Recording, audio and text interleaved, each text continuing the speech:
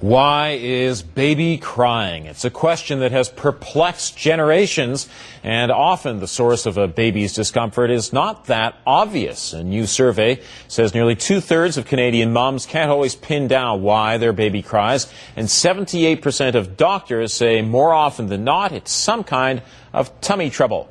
Calgary pediatrician Dr. Peter Neiman joins us. Thank you for coming in this afternoon. It's a pleasure to be here. Now, how can new parents pin down that it is, in fact, something digestive? Well, I think the critical thing here is that 2 out of 3 moms didn't know this. And that's almost hard to believe, but it's lack of education, I think, is the key thing. So I'm glad to talk about this. What it is usually a baby that pulls the legs up, red in the face. The baby may be very difficult to burp, may have some gassiness, and a very, very common symptom, too, is baby spitting up. Not vomiting, but spitting up. Yeah. But, before we go too further and more symptoms, there's one particular symptom that's so worrisome, a 5-star emergency, something really to worry about.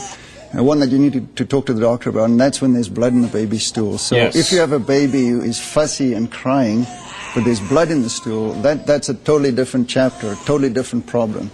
And of course we look for fever as well. If there's a fever, chances are it's not anything digestive. Exactly. Of course, a lot of parents wonder though, gee, my kid cries so much, is it colicky in fact? How do you distinguish between colic and just the run-of-the-mill indigestion? Well, this study particularly didn't look at colic, but very quickly colic is more at nighttime. Whereas in this study, particularly what they looked at was babies who cry often, babies who cry frequently, babies who cry at about 100 decibels. The noise of a lawnmower, and if that is next to an ear of a mum or a dad or a caregiver, it could lead to all kinds of problems: depression, mood changes, irritability, probably even sometimes shaken baby syndrome. So this is actually a very important topic, babies who cry and cry often, more often than colic, actually.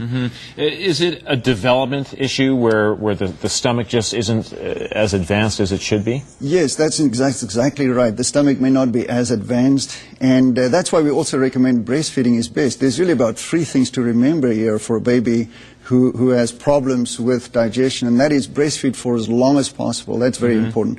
The second thing to remember is the burping and positioning of the baby. The baby needs to be burped properly, the baby needs to be positioned in an upright position.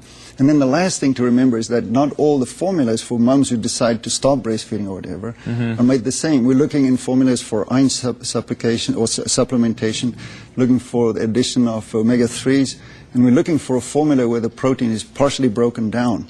And that is what would help some babies. There are a number of formulas out there. A formula called Good Start is one, but the best is to talk to your doctor about the type of formula, because there's so many choices out there. Key thing is not all formulas are made the same, but there's hope. That's the solution. There is hope. Now, once a child has progressed past the formula stage or moving beyond the breastfeeding stage, are there certain foods to avoid? Yes, in fact, some foods can cause more gas, can cause more spitting up. And those foods, for example, would be, say, cauliflower or broccoli, and even onions. Those kind of things are foods that can be a factor.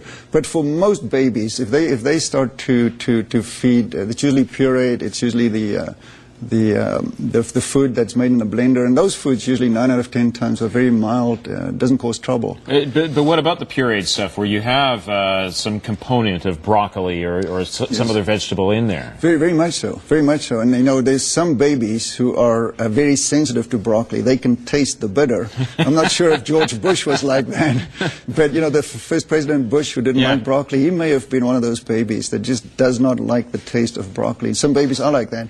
But it's very unusual that this gassiness and so on would be due to solids. It's more commonly due to the milk or the protein in the milk, which is casein, which is cow-based. When you replace that with a protein that is whey, that is much easier to digest, quite closer to breast milk. That's also the other key thing. When you look for a formula, look for something very close to breast milk if you cannot breastfeed. Breastfeeding, of course, is the best. It gets the gold medal, the silver medal, it gets the bronze medal. There's no doubt breast is best. Do it for as long as you can. 6 months is ideal, and beyond. Now, a lot of parents, though, they may be just at absolute wit's end. They're frustrated with the whole situation. At what point do they say, okay, I really should take the baby into the doctor and have this addressed by the doctor? Well, I think the first one you mentioned there, if you're at your wit's end, that's a good time to go and ask for help, because, you know, you try to be brave, you try to say, look, I'm going to give it my best shot. But if you're at your wit's end, go and see the doctor. Very important. The other thing, of course, as I mentioned, blood in the stool. And lastly, too, if the baby's weight gain is not very good and the baby starts to vomit more than just spitting up, that'll be a good time to go and see the physician. Okay, good to know. Thanks very much. No, it's my pleasure. Thanks. Dr. Peter Niemann is a Calgary pediatrician.